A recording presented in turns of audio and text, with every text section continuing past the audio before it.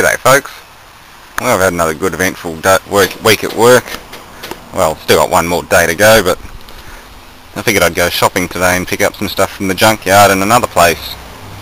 I've got Aviation turbine fuel, which is supposedly a really pure kerosene, and you know what that means.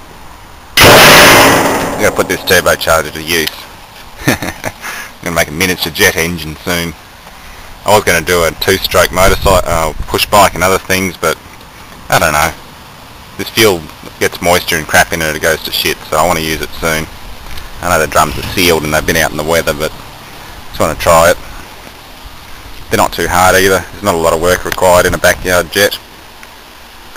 Likewise, I got the little BSA engine that was there. They were going to throw that in the bin, but I figured even just for that old Lodge spark plug it'd be worth picking it up. And a few things to autopsy. It's a power inverter, 6,000 watts, 12 volts to 240 volt inverter, like for a caravan or something. It's had a nasty little burnout, so we'll pull that to bits and see what went wrong. Maybe hook it up to a battery and see if it still works. And an old fish finder. Never seen one of these before. Apparently it's really old school. I don't have the what do you call it, the transducer for it, but I've got everything else. So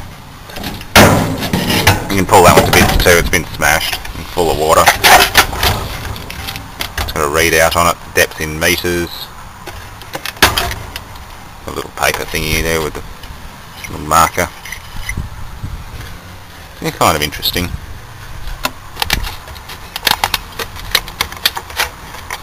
Oh, we'll pull that apart one day.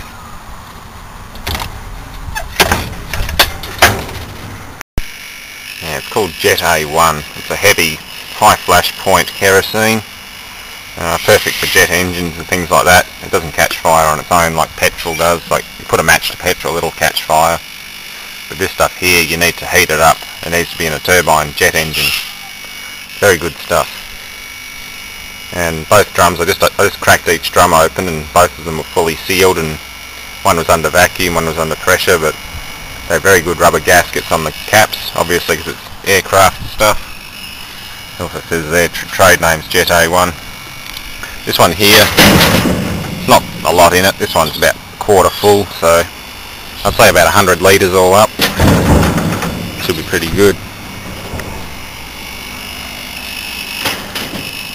Fill date 09. Fill date 2010. Okay, so it's fairly new.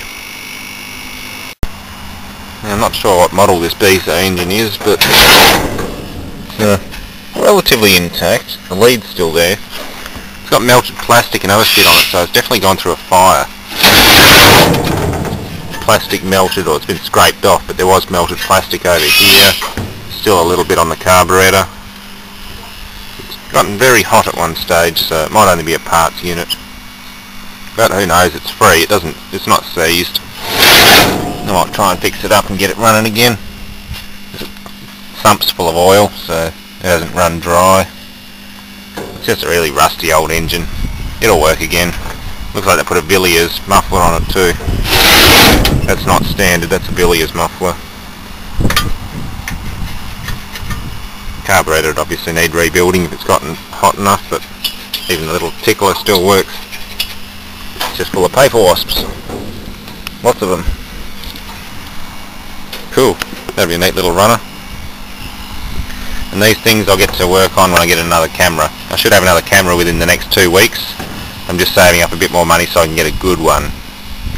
Either that or I'll buy a cheaper one and one good one.